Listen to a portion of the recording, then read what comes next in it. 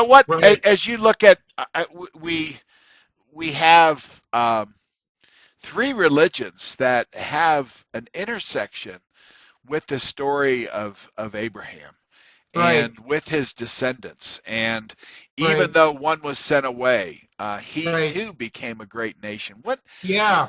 What is the Christian takeaway as we look in the New Testament, the citations about Abraham? What are the things that you see, Pete? Well, I think it's really amazing what Paul is able to make of the Abraham story, and really elicit things that, as far as we know, are things that nobody really had brought out of the story before. Like, you really see the old maxim that in the old the new lies concealed, and in the new the old is Is revealed. revealed. Yeah. You see the concealed and the revealed in the way Paul interprets that story. And I just like to look briefly at, like, Romans 4. I mean, obviously, maybe not obviously, but it bears repeating.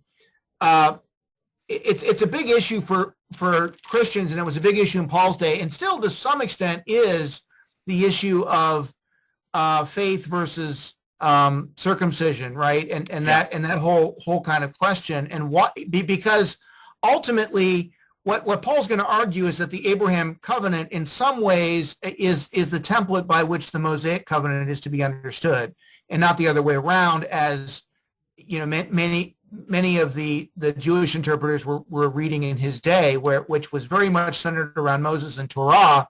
What Paul's going to say is no. It's the promise really that trumps both of those, because it came before the law, because Abraham Exactly. received Yeah. the promise before he was commanded to be circumcised, and so he really takes that and runs with it.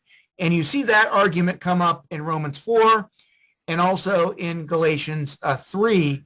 Correct. And that is very important, but he doesn't actually stop there. There's actually quite a bit more to the argument. And one of the things that he does is, if you're reading it very closely, and we probably don't have time to bring everything out here, but if you're reading Romans 4, where he really goes off on a long riff on Abraham, and you kind of compare that to the typical sort of rebel against God listed in the first chapter. In the first chapter of Romans, Yeah. where he basically talks about the sort of hardness of sin, the rejection of God, God giving the them people who over. Yeah. Yeah. exactly, and God gives them over to sin and stuff. There's actually a nifty contrast in the text between that hypothetical person and Abraham, as though Abraham really is the new man, that really at least begins to set the template of what God wants his ideal humanity to be. That is the sort of obedient, faithful humanity through which he can govern over a restored creation. And again, he's explicitly tells us that in Romans 4:13, Abraham is promised the whole world, which is an astounding Yeah. statement, because actually, if you're reading Genesis, it didn't say the whole world. It talked about a very delineated plot of land, not super small by ancient standards, but not the whole world. But clearly, by the time Paul's reading this, all of the promises to Abraham have sort of been taken up into the whole prophetic tradition, and we're beginning to see Yeah. that, in fact, this was kind of a beachhead, and really what Abraham was supposed to be was a kind of a new Adam figure. He was supposed to kind of replace Adam as the heir apparent of the father of the restored human race, if you will. And so I think that's really neat. I think it's also neat, the tradition that Paul seems to echo here, that Abraham is not only the father of the Jews, obviously, because he's the biological father of the Jews, but he's also the father of the Gentiles by faith. And indeed, this one is not something Paul entirely thought of himself, because, in fact, in the first century, we know that when rabbis, occasionally would convert pagans to Judaism, right? That there were proselytes, there were Yeah. The God-fearers pagans and the full yes, proselyte. Yeah. exactly, and God-fearers who decided to go the full 9 yards and get the circumcision, the sign of Abraham.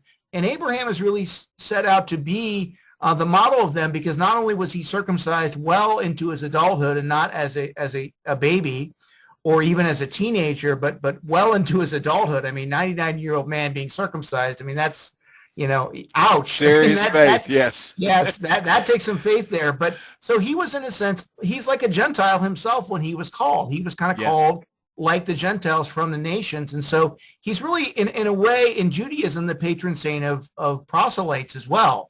And Paul, of course, presents his faith in even a more profound way, is to say that his faith is really like our faith in that he's our father. And that's kind of a weird claim to make, because he's not actually our biological father if we're Gentiles, at least probably not, right? Because, if you follow the line back, most of us Gentiles would have descended not from Shem, but maybe from one of the other children of Noah.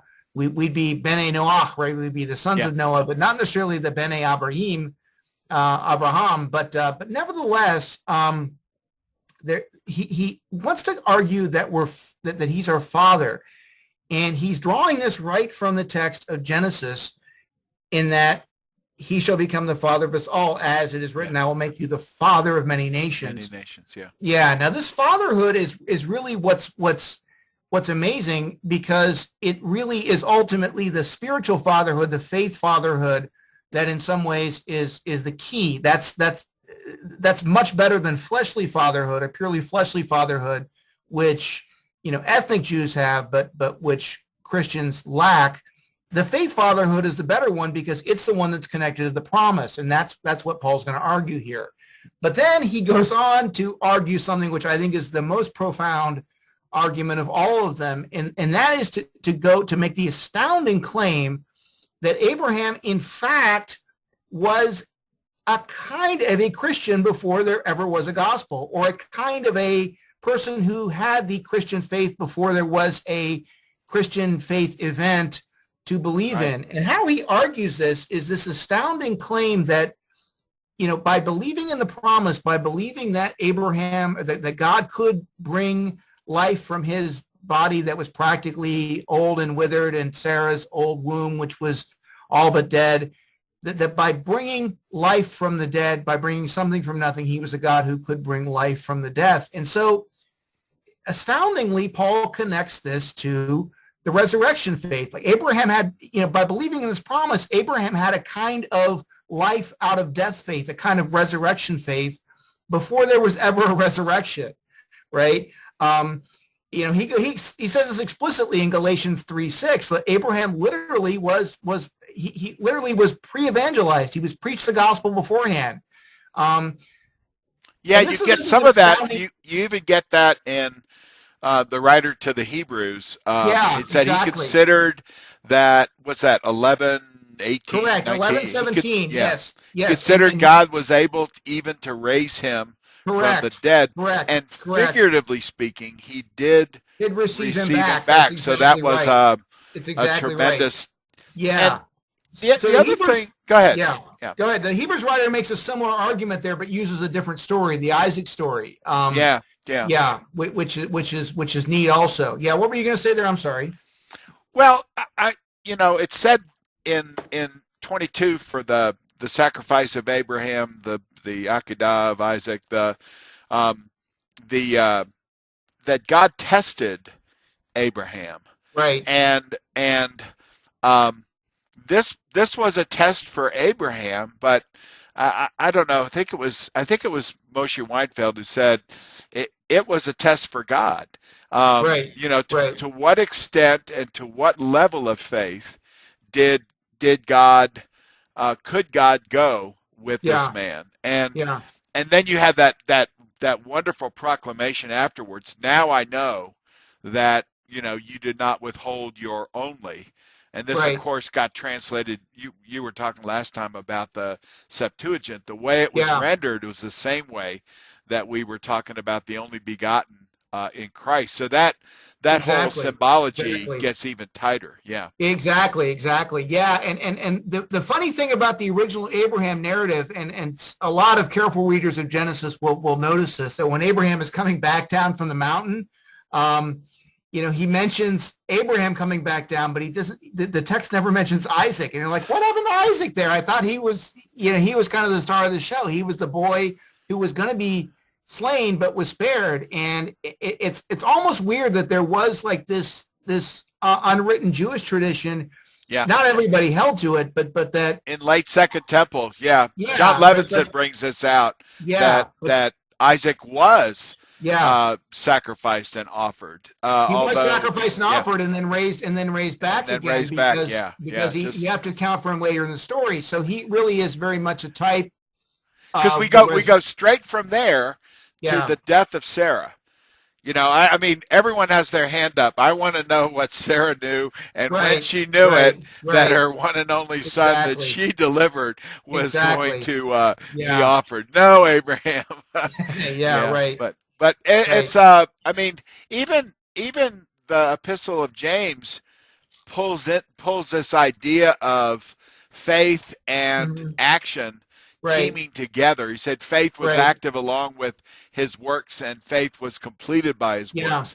And then he cites Abraham believed God, and it was counted to him as righteousness. Right, exactly. Cited 4 more times in the New Testament. So, it's interesting. It really is. It's almost as though James was reading, Romans and worried that the interpretation that Martin Luther took would be the interpretation. So he put this in there, because in some way, I'm sure this was not Martin Luther's favorite verse. Right. Yeah. It wasn't. Yeah.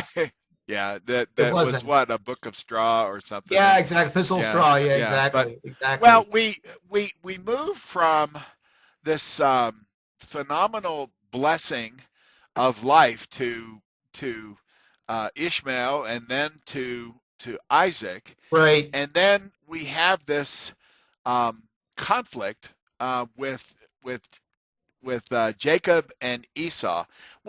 It's a shorter story, but it's fraught with character development and change and confrontation. Right. I think from a sense of pathos and the emotions that Isaac was late to realize. It's almost as tough as Abraham offering Isaac, but as Joseph weeping, realizing that his brothers have come back. They're begging for food. But what are the things that grab you about this story, this Jacob, Esau, Well, Esau and Jacob, I think one of the things is that like what's wrong with Isaac? It's like he kind of disappears. If you look at him in the story, the 2 main episodes you see of him in the whole cycle are him almost being sacrificed but not, okay, and then him being fooled and tricked by his sons, when he's blind, and then there's a few things with a little help from mom.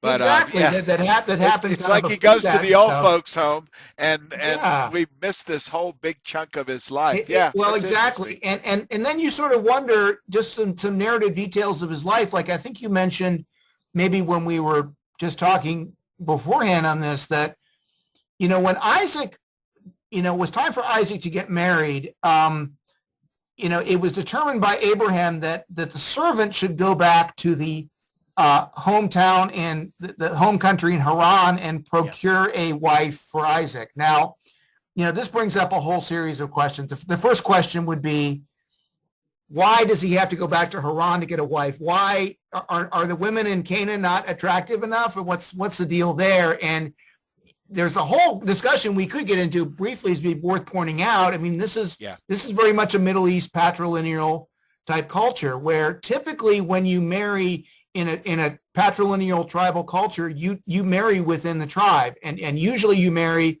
a first or second cousin, and that's because it helps to consolidate the assets of the father into a smaller band of people to inherit the father's wealth. And even if the father doesn't have a lot of wealth, his wealth is in some sense figuratively seen through his seed, and it also kind of consolidates that in a smaller number of offspring also. Focused, and and this is actually a huge difference between, even in the same Middle Eastern culture, both Islam and Christian has cousin marriage at a significantly higher rate than you find in the West, where we inherit the tradition of the Catholic Church, which pretty much stamped it out as quickly as it could. And, it's a tremendous benefit, by the way, I should add, because one of the things that happens is if you don't let people marry their cousins, that what starts to happen is that the real extended clans begin to evaporate within the passage of the generations, and that sooner or later you end up with more just an extended family and not an extended tribe anymore. And that's one of the things that makes the world that came out of Western civilization possible is the sort of cutting back of that tribalism. And it's one of the things that I think we ran into to our great misfortune in Iraq when we were there. I mean, I think a lot of the military planners thought all about Islam and Shiite Sunnite conflict and what are we going to do with that, when in reality they probably should have thought a lot more about the tribes, because the tribalism is probably as big a factor in how those societies work than the Islam is. But be that as it may, so the tribal way of finding a wife is you go back to within the tribe, the extended clan, and find somebody who you're distantly related to, and that's the idea. But then the other question is, why can't Isaac go back himself? Why does he have to send a servant to go Are they afraid that he's gonna not come back? Exactly. Are they afraid Isaac's gonna die? Is he too traumatized by the Akedah to really leave the home for too long? I mean, who knows exactly what's going on? Dad, last time you wanted me to take a trip, it wasn't all that. Exactly. Yeah, exactly. Yeah. So you kind of wonder about like what's going on with him. And there's a lot of little odd things about him too, like when the servant comes back, it's an interesting verse in the Bible.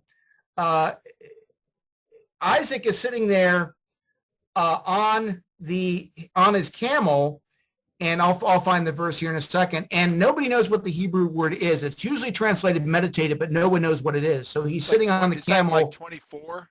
Yeah, it's in 24 verse. Let's see here. It is. I should have looked this up before here. It is.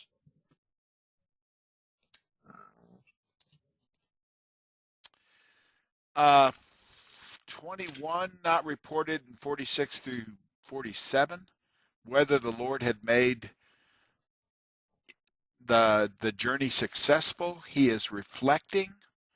Is that? Yeah, he's sitting on. Let me find it here. Camels, Rebecca came. Well, here it is. Go ahead. Yeah, Isaac. It's 2463.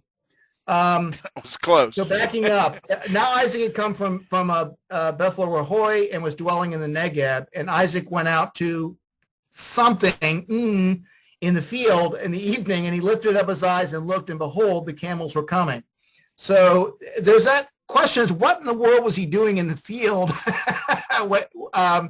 Meditate is usually what's given in context because you think up looking up the stars. There must be some kind of meditation, but it could have been any other thing, that we could think of, that our imagination could think of. We have no idea what he was doing. Yeah. My Hebrew professor wrote an article on that, trying to unpack what that verse could mean, looking at some other equivalents from other ancient Near Eastern languages. That verse is a real mystery, and nobody knows exactly what it means for sure. It would be easy to say, well, as Abraham looked up at the night sky, he had this sense of having his descendants, and then perhaps, but it really is people are kind of on their own as they try to reconstruct. Exactly. I like the delicate minuet between, the servant who has gone to get Rachel, the back and forth with Laban, the back and forth with the family, one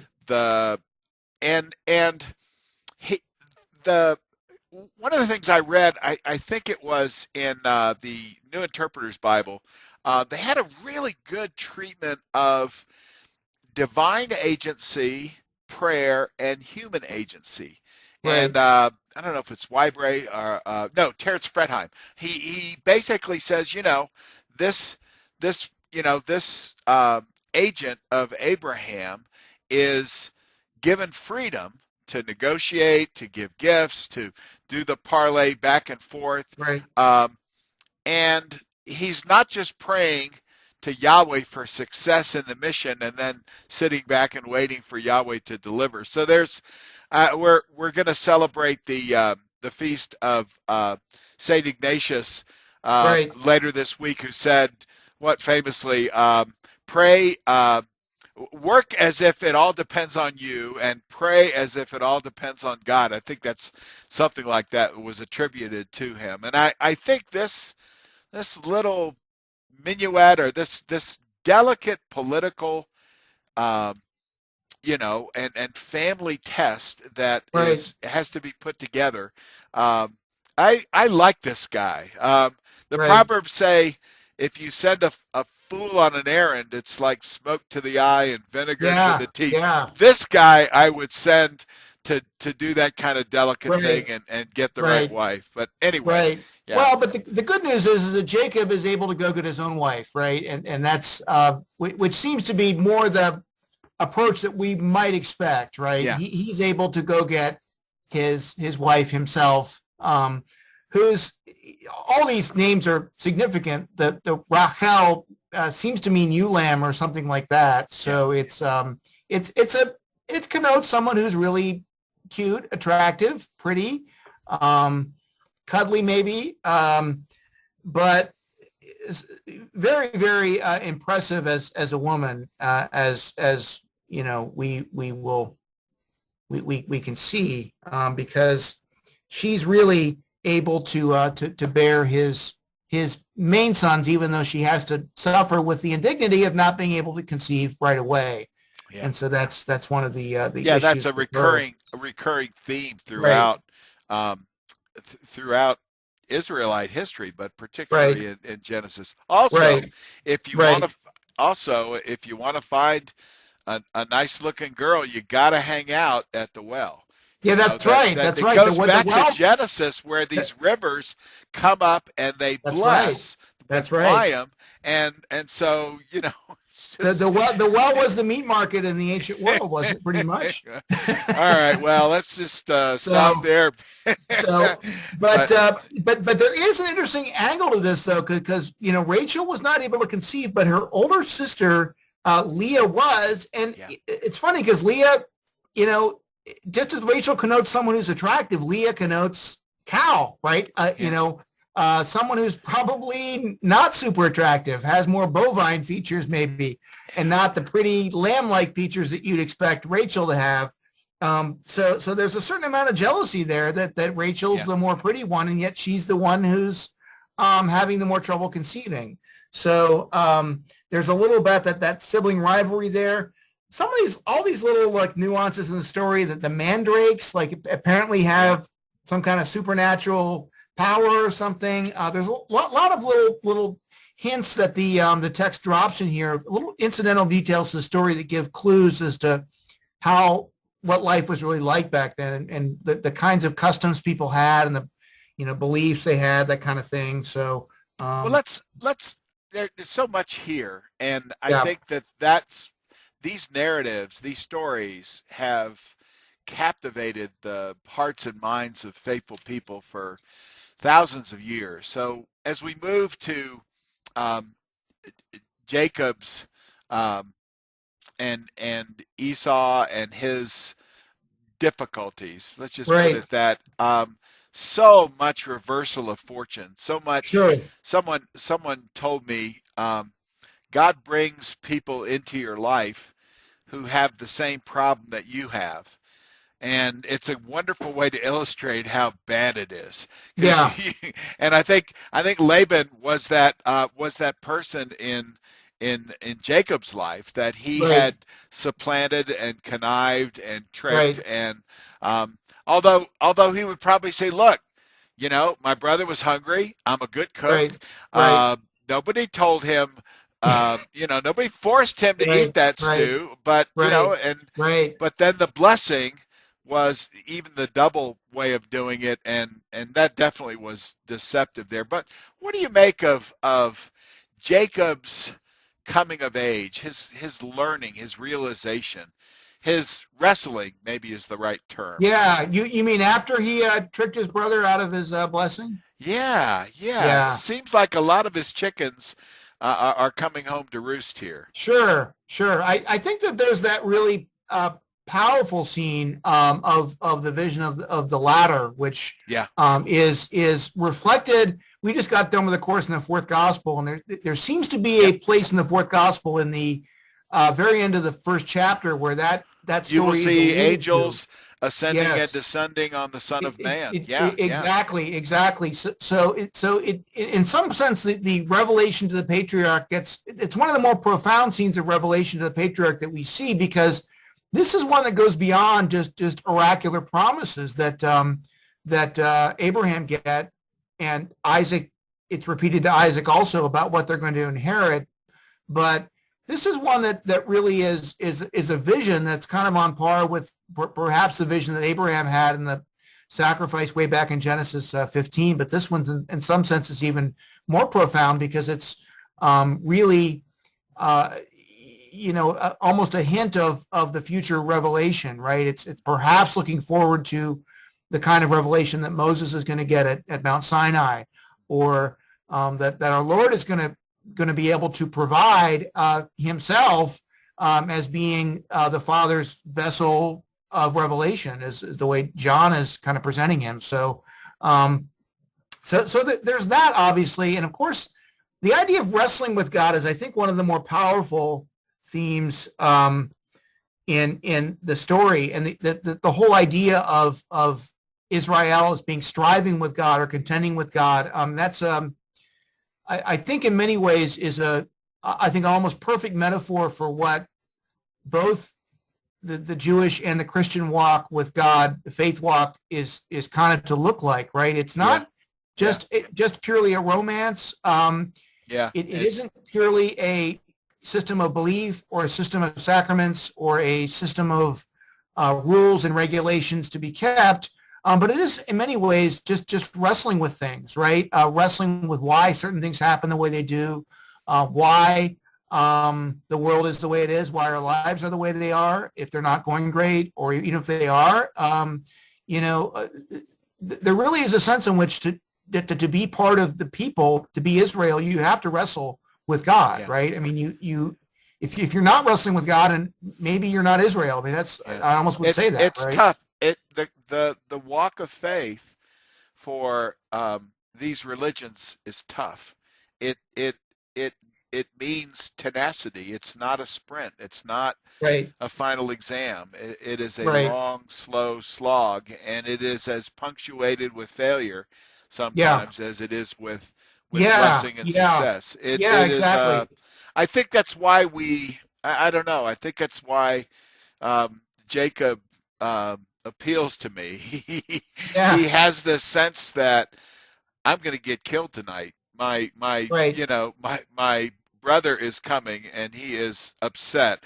I'm going to put my wife and my possessions as far away from him, and I'm going to be at the river Jabbok, which is somehow a variant of Jacob, and I'm going to wrestle all night. I mean, I wrestled in high school, and those 3 minute I did too. Those 3 minute periods feel like all night. But so you're exhausted at the end of those matches. At least I was. I wasn't really. Maybe I wasn't in great shape, but or I had athletic asthma or something. But it's a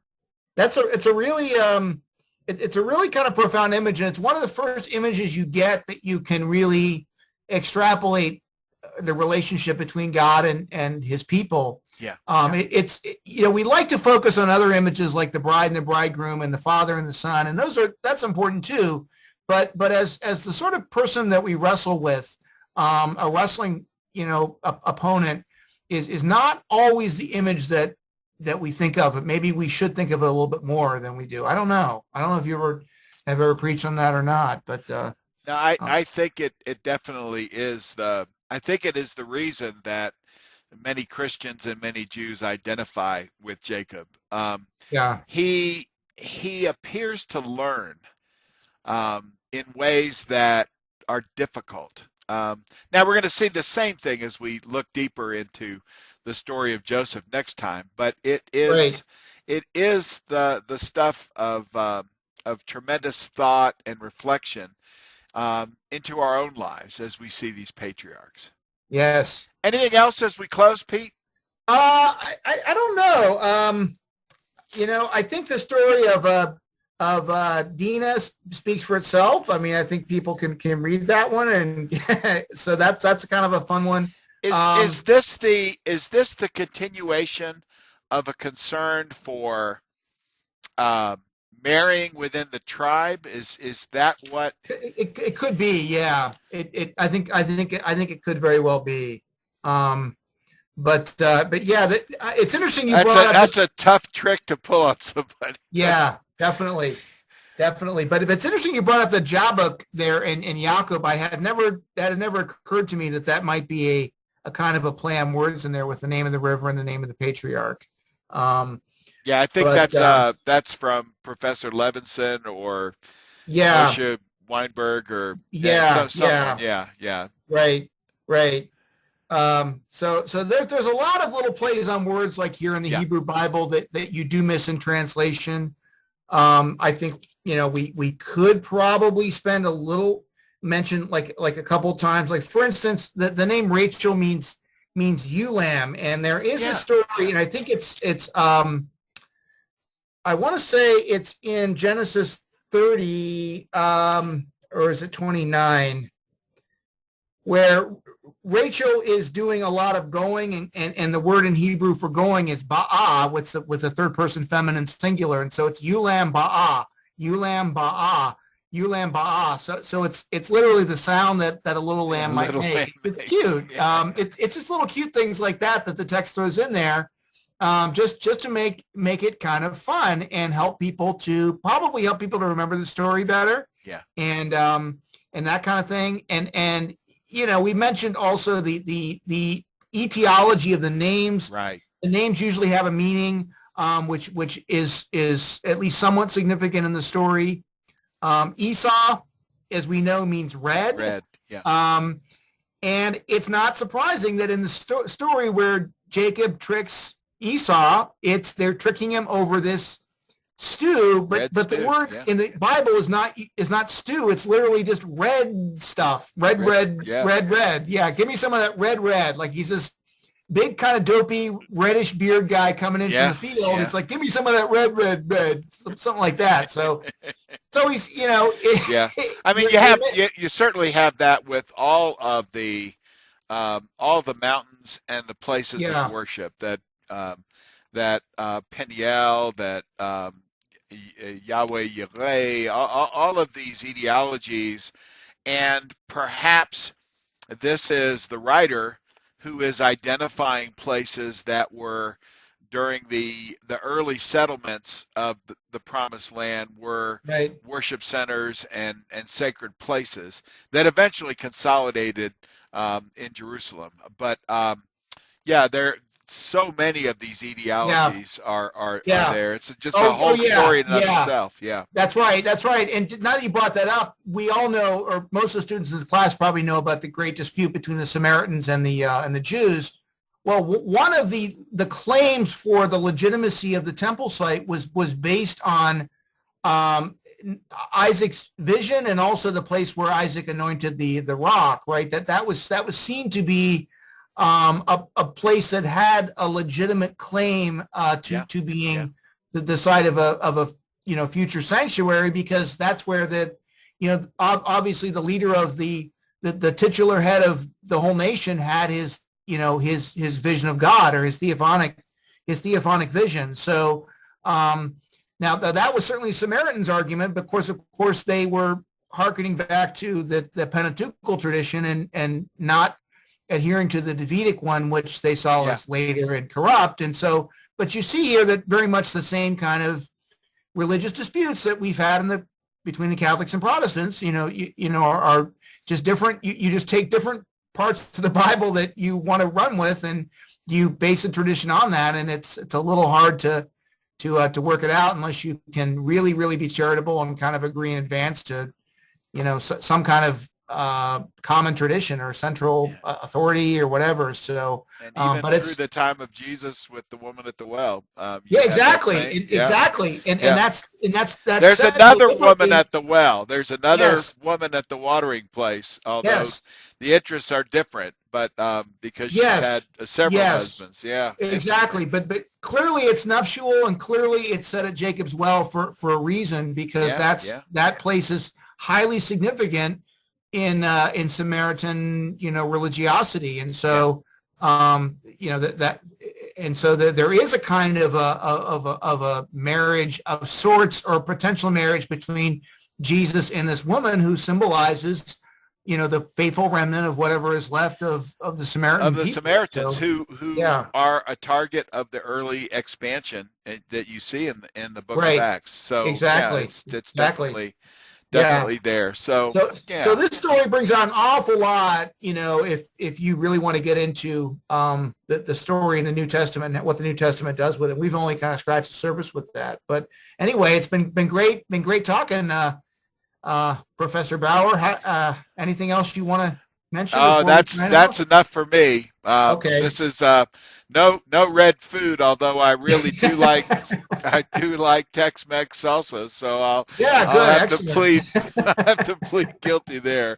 Ain't worth no birthright though. So yes. We'll talk to you later, Pete. Thank you. See you later. Bye. Bye now.